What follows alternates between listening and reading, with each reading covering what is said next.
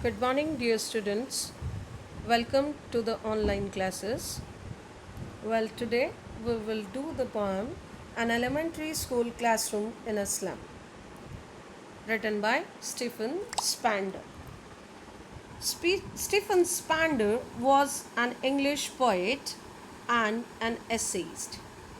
He left University College, Oxford, without taking a degree and went to Berlin in 1930. Spander took a keen interest in politics and declared himself to be a socialist and pacifist.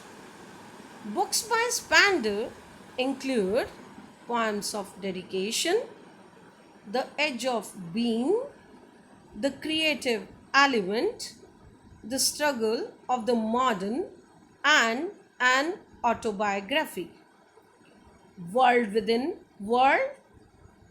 So, here, in an elementary school classroom in a slum, he has concentrated on the themes of social injustice and class inequalities. Please underline it. What are the basic themes? Social injustice and class inequalities, right? The children of a slum school, they are shown over here, and they are like the scum of the earth. Their faces are pale, their hair are torn around like rootless weeds. They are stunted figures with twisted bones. They inherit diseases of their parents, and they belong to the dirty world of cramped holes. The poet thinks that the gap of the two worlds must be abridged. These unfortunate children must be taken out of these dirty and unhygienic surroundings. They must breathe in fresh and open air. They should be allowed to have full mental as well as physical development. This is what the poet wants to convey in this poem, right? I have prepared this for you, and all the phrases have been written over here with the meanings and with the poetic devices as well. So let's start from here, right? Far, far from gusty waves, these children's faces, like rootless weeds, the hair torn round their pallor. Beta, far, far from gusty waves. See, the meanings of each and every phrase has been written, right? And please see and mark it over there in your notebooks, right? Or the book. So, far, far away means their life is far, far away, and far, far it is a repetition, right? The poetic device is also shown on your screen. So, mark it over there. From gusty waves. Gusty waves means blessed world or freedom of existence, right? So the poet wants to convey in this extract that the children, those who are sitting in the classroom of a slum school, they are far, far away from the gusty waves, from the blessed world, or you can say freedom of existence. They are far, far away from the winds or sea waves, right? Like rootless weeds, the hair torn round their pallor. So, rootless weeds means weeds, what are those? Unwanted plants, right? So, their faces, they look like rootless weeds, unwanted plants which can be uprooted easily, right? The disorderly and the hair torn round their pallor. Pallor means pale faces, which shows malnutrition, right? So The hair, they are scattered, they are unkempt. Unkempt means uncombed. They are uncombed and they are scattered, they are disorderly, scattered on their pale faces, and they look like rootless wild plants, right? So the poet here describes the classroom scenario where the children are sitting in the slum, right? Slum classroom, and they are in miserable condition. The children who are sitting there in the classroom of a slum, they are far, far away from the sea waves or the winds which are blowing at a high speed, or you can say the blessed world of the nature. They are far, far away, and these children's faces, they look like rootless weeds, rootless wild plants. And the hair, which are unkempt, which are uncombed, they are disorderly scattered on their pale face. Right? The tall girl with her weighed down head, the tall girl who is sitting there is depressed, right? She is having some dejection, she is depressed, she keeps her head down, she keeps her head lower down. Why? Either she is dejected just because of the slum, right? Or she is depressed, right? The paper seeming boy means very lean and thin. The very lean and thin boy who is sitting at a corner, right? Who is sitting in a corner of this classroom. His eyes, they are, with rat's eyes. They are looking like rat's eyes. Means they are bulging. His eyes are bulging out like those of the rat. Rats' eyes are always scary or hungry. They are out of their, head. Just you can see that they are out of that part of the whole of that retina or the eye part, right? So they are just bulging out, right? They are bulging out like those of the rat, the paper seeming boy with rat's eyes, the stunted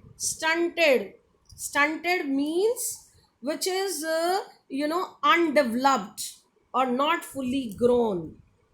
Okay, so he is, or we can say his growth is blocked, undeveloped, right?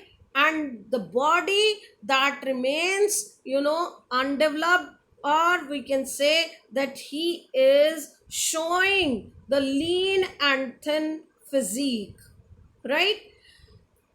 The unlucky hire means successor of twisted bones, they show the poverty disease, right? Reciting a father's gnarled disease. So reciting means here depicting. Okay, he is depicting a father's gnarled disease.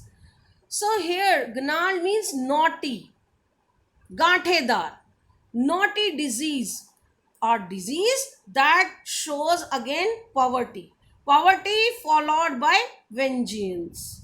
Okay, so this boy who is really lean and thin, that boy who is sitting in a corner is very thin and his eyes are bulging out like those of the rat.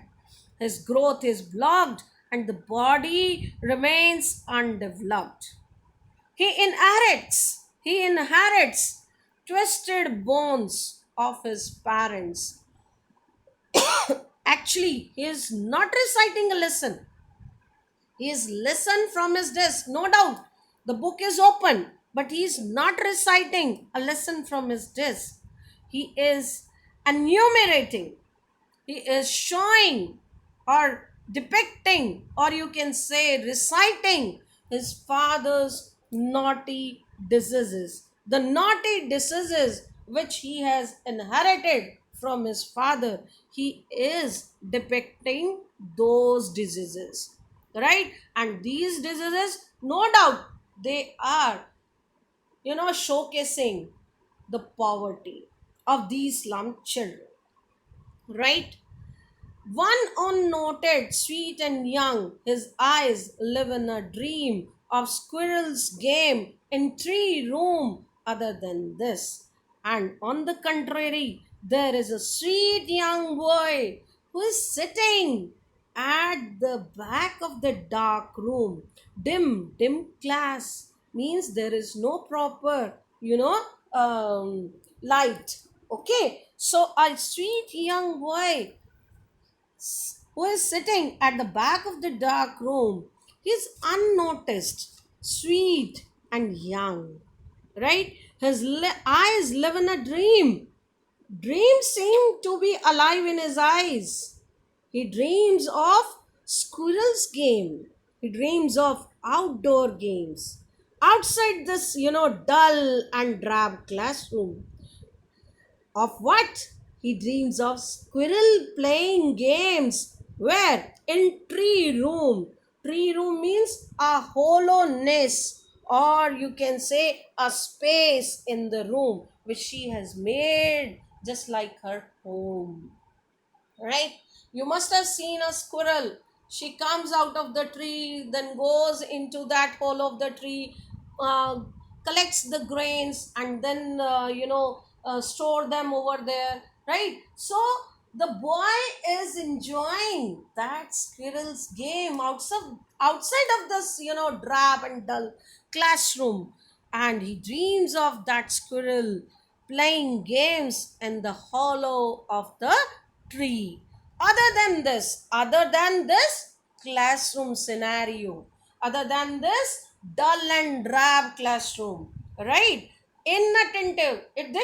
This also shows his inattentiveness, isn't it? That he is not attentive in the class, rather than he is watchful of that squirrel game outside of the classroom. So in this extract, the poet is describing the classroom scenario of the slum, right? Where the children, they are overburdened, they are depressed, they are dejected, and they are having their own problems, they are having their own diseases, right? The naughty diseases which they have inherited from their fathers, they are depicting them, they are showing them off. The tall girl, she had lowered down her head just because of the depression or the dejection. She had done this, right? So, on the contrary, we have one boy who is, involved in his own dreams. He is least interested in this classroom scenario, and he is enjoying the squirrel's game outside the classroom, right? I believe it is clear to you. Now, let's move to the next one. On sour cream walls, donations, Shakespeare's head, cloudless at dawn, civilized dome, riding all cities, build flowery, Tyrolis valley, open-handed map, awarding the world its world. And yet for these children, these windows, not this map, their world where all their futures painted with the fog, a narrow street sealed in with the lead sky, far, far from capes and stars of words. Yes, so here in this extract, the poet shows on sour means unpleasant one, right? Unplasted or unpleasant. So sour, here it is also showing the life, sour life, unpleasant life, right? Or we can say faded, dull, or bitter one, right? And donations on sour cream was the gifts given as donations. And the Shakespeare said means the portrait of the Shakespeare, the portrait of Shakespeare, or the picture of Shakespeare's head, and the donation charts, they are hanging on these unpleasant creamy walls of the school, right? Cloudless at dawn. Cloudless at dawn. Dawn means early morning time, right? Before the sunrise. Okay? So, cloudless. In the early morning time, it is always cloudless, right? When it is a sunrise, it is cloudless. And irony also, because their life, you know, it's really cloudy. There is a comparison and contrast now. On the one hand, the slum children, their life is full of clouds. When the clouds are there, it means it is showing uncertainty. It can be rain, it can be sunny day, right? So when the clouds are there, it is uncertain. Same way, when there is fog, it is uncertain, right? But when it is, cloudless, then it is certain, it shows certainty. Okay, so the gifts given as donations and the picture of Shakespeare's head, they are hung on the unpleasant creamy walls of the school. But you know, are they useful for them? No, not at all, my dear. They are useless for these children, right? And there are other pictures also. The pictures of, early morning time, or we can say here he is presenting a comparison and contrast of the slum children with the civilized one, right? There are other pictures hung on the walls too. In the early morning, the sky is cloudless, right? And civilized dome means it shows institutions, or we can say development. Okay, civilized dome, here it shows the institutions of the civilized world, or we can say the development of the civilized ones. Okay, riding all cities, the domes of buildings, the institutions of, or the buildings of the civilized world, they shine in every city, right? Build, we start our day, how do we start our day? With the bells, right? In the temples or in the homes, by offering the flowers to our deities or the gods, right? And while we have the flowers, it spreads the fragrance, isn't it? Yes, of course. So the flowers, with the fragrance of flowers, the whole city, that becomes a Tyrolis valley. Tyrolis Valley, it is in, Austria. Tyrol in Austria, it has a beautiful valley of flowers where we have variety of flowers. I have told you earlier also, in Manikaran, if you have gone to Manali, in Manikaran, we also have a beautiful valley of flowers, right? So, if we are a few yards away from that, valley, we have the fragrance of those flowers, right? We can feel that fragrance of the flowers. Okay, so same way, in the early morning time, the sky is cloudless, and the institutions, or you can say the buildings of the civilized world, they shine in every city. And the music of bells and the fragrance of the flowers, that pervade, or that revolve, that scattered in the Tyrol Valley, right? That is scattered over there in the Tyrol Valley in Austria, right? So he says, yes, next, open-handed map awarding the world its world. Yes, and yet for these children, these windows, not this map. See, again there is a comparison and contrast. There is no doubt a map, a picture of map, right? Which is, made by, dictator kind of persons like Hitler. Open-handed map. The map of this world is made and reshaped by those dictators like Hitler in power, right? And they have awarded the world its world. They have awarded the world its world.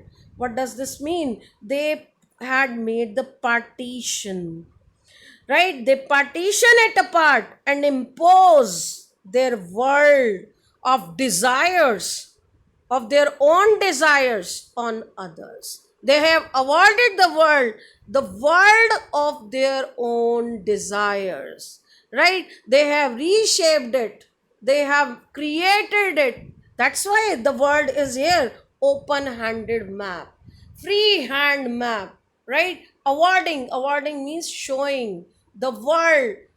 They are showing the children their own world which they have awarded to the world. And which is that is based on their own desires. They have departed, they have made the partition and imposed their world on others, right? And yet for these children, or in bachcho ke liye, for these children, these windows means windows. Why do we have windows in the home? Just to peep out, isn't it? To look out. As English is also known as the window to the world, because through English we can understand the whole world. We can make, a bridge with the world, right? So these windows, it has a literal meaning in it, right? So yet for these children, and for these children, the world painted in the pictures is completely meaningless. It's not for them, right? It is meaningless for them. Their own dirty, not this map. Their world is not this map, right? It doesn't belong to them. It is meaningless for them. And the world where all their futures painted with the fog. Not this map. Not this map means the map which is drawn on the wall. That is not meant for them. Right? It is meaningless for them. And for these children, the world, which is the world? This is their world. Which is one? The dirty and the unpleasant surroundings that form their own world. Right? Which is painted with the fog. Fog means uncertainty, as I told you earlier. Right? Because fog, when it comes, we are uncertain whether there is a vehicle or not. Right? So it shows uncertainty. They are doomed to live in the narrow street, sealed in with the lead.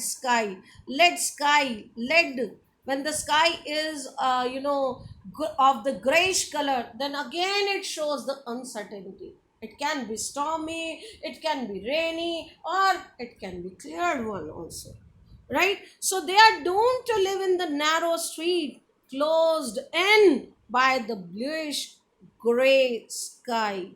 The lead sky shows the difficulties or the dejection also, right? So they are limited to these narrow lanes only, where they have a future which is uncertain, and they have to live in that place where they have difficulties or dejection only. And their world is far away from rivers, capes and stars of the worlds. That is away from rivers, capes and stars. Capes, headland, those which are out of the sea, and that kind of thing, right? Just like an island or so. And stars of words means beautiful and rich places, the blessings, right? So they are out of all those things, right? So here in this extract, he has made a comparison and contrast between the slum children and the, civilized ones. And all those pictures which are, on the creamy walls, the donations, whether it is a Shakespeare's picture or, nature or the map, they are meaningless for them, right? Now, in this extract, what does he say? Let's see. Surely Shakespeare is wicked, the map a bad example. With ships and sun and love tempting them to steal. For lives that slyly turn in their cramped holes from fog to endless night, on their slag heap, these children wear skins peeped through by bones and spectacles of steel with mended glass like bottle bits on stone. All of their time and space are foggy slum. So blot their maps with slums as big as doom. Yes, my dear. So here in this extract, the poet, I'm laughing, yes, of course, he is saying Shakespeare as wicked. Why he called him a wicked? Because Shakespeare and his work. If you ever have seen literature, or if you read literature, then you must have seen Shakespeare has written always about elite people, or about rich kings, queens, or prince or princesses, right? And they are of no use to these slum children. He hasn't written about these slum children. Shakespeare holds no interest for them, for these children, right? He can't help in improving their cursed fate. So that's why Shakespeare is called, wicked. The map, a bad example. Map is also a bad example for them. Nor the world of the rich does them any good, right? The world is full of, with ships and sun and love tempting them to steal. The world with ships, sun, and love that tempts them, then that entice them, that attracts them, okay, that attracts them, and that attracts them to steal, because they can't have it, so they want to steal it. The world is full of attractions, beautiful ships, the warmth of the sun, and the love are such beautiful things which entice, which attract these children. And they are tempted to steal them. For lives that slyly means secretly, turn in their cramped holes. For that life, they try to run away from their miserable surroundings, right? They live in their narrow, crowded lanes, no doubt, and that has been secretly turned into their cramped holes. Cramped holes means the narrow holes, the narrow houses, right? Where they exist. So they have to live in those crowded lanes or holes, and there is no end to this kind of life. And their life starts from fog to endless night. See, beautiful phrase he has taken up. It starts from the fog of uncertainty, and ends into an endless night which doesn't have any end. My dear, the night which don't have, night which doesn't have any end means the death. Their life starts from uncertainty and ends into death of them, right? On the slag heap, just imagine, here it is imagery, right? On the slag heap means wasteful material. Slag means waste that left after metal is melted or so, right? Heap here stands for their bodies. Just imagine a slum child sitting on wasteful material, and he has got some spectacles, mended spectacles, and wearing it. So how do he look like? How does he look like? Sorry, he must be looking like as somebody have had put some bottle bit. Bottle bit means the piece of some glass on some stone. See the pathetic situation. Just imagine it off, right? So their life starts from the fog of uncertainty and ends with their death. And on the slag heap, on the heap of wasteful material, these small children wander aimlessly. They wander aimlessly. Their bonds where skins peep through by bones, means it looks as if the bones are peeping out of their skins, right? And spectacles of steel, and they had got some spectacle. The spectacles look like, how do they look like? As I told you, with mended glass like bottle bits on stone. They look like pieces of broken bottles on stone.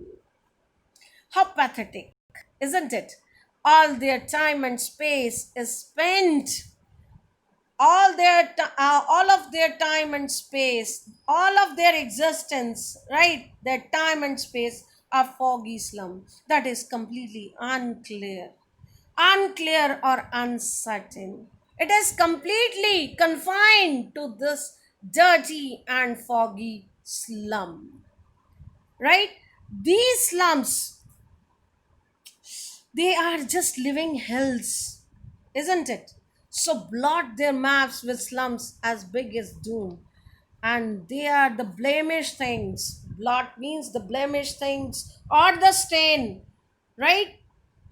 They stain their maps with slums.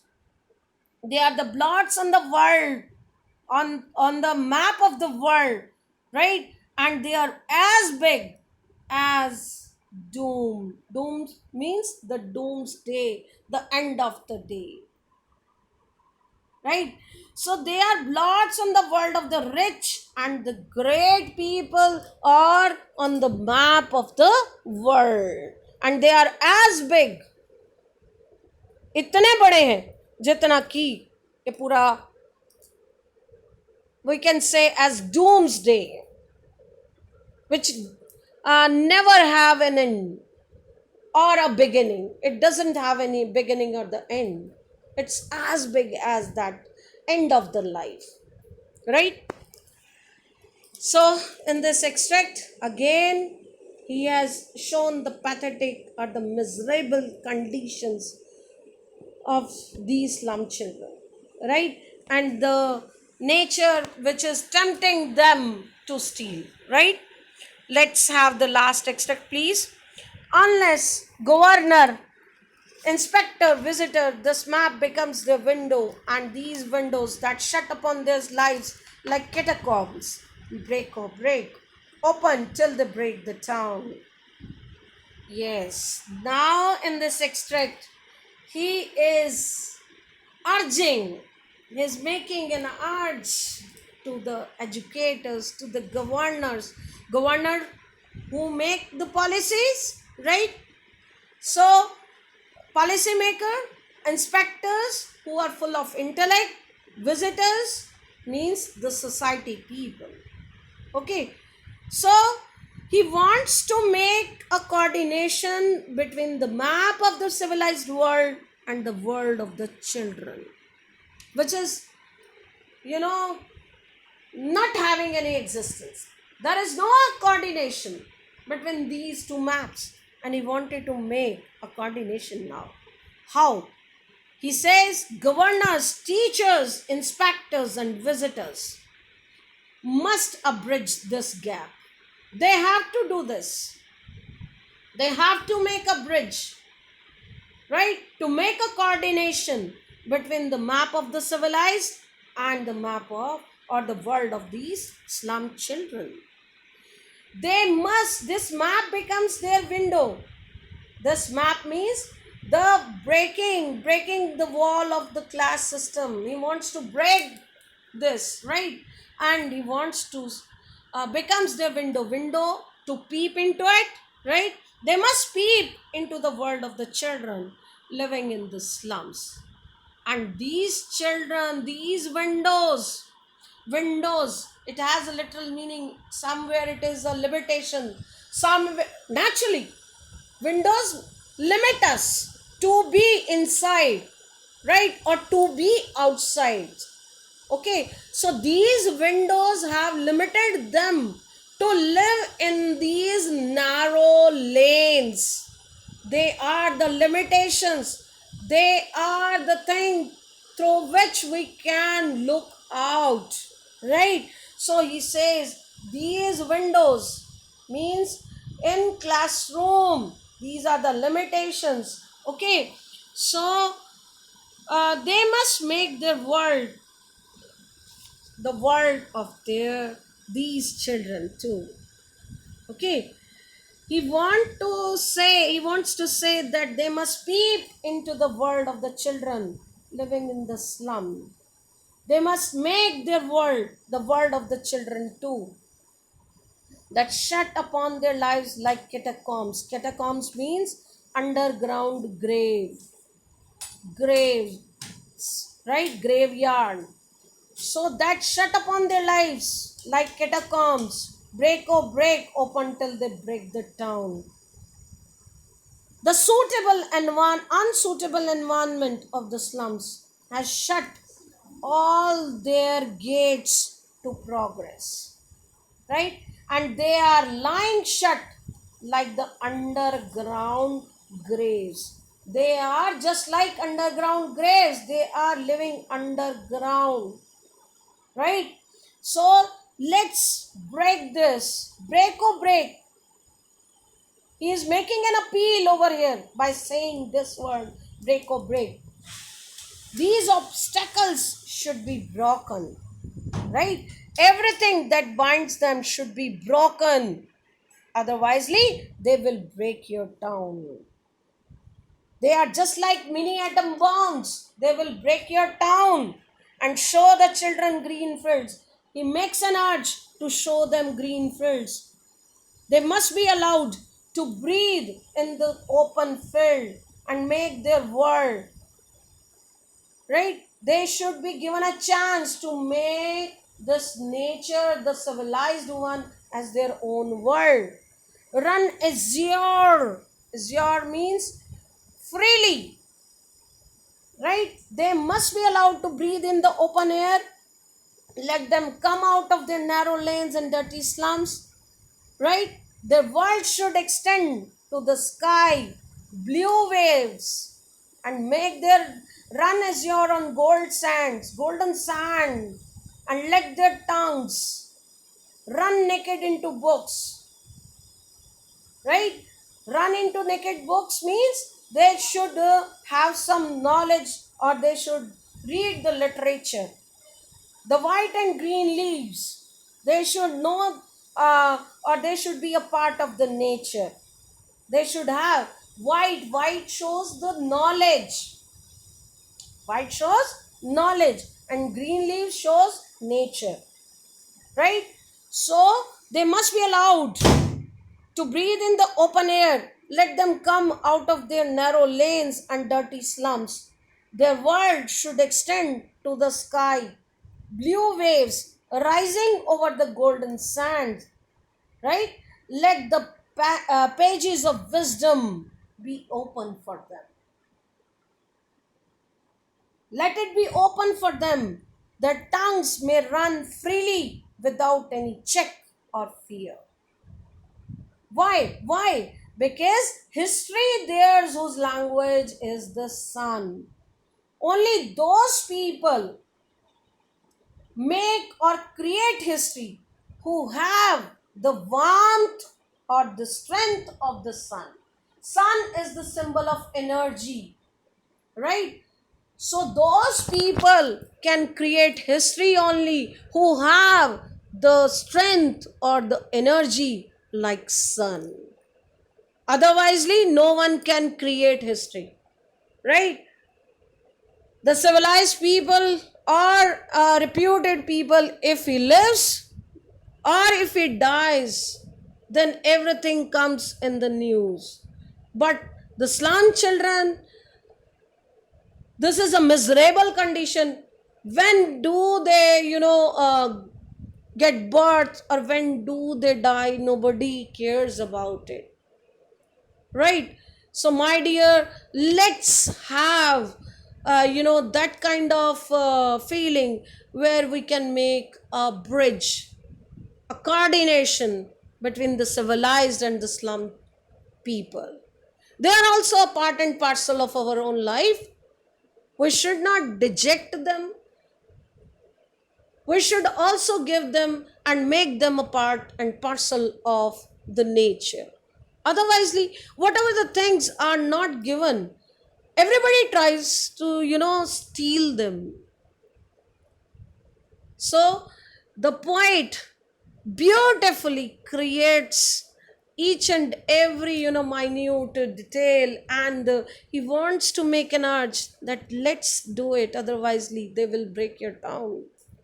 And the history can be created by those only who can have the strength or the vigor or, warmth or the energy of the sun. I believe it is clear to you. Thank you.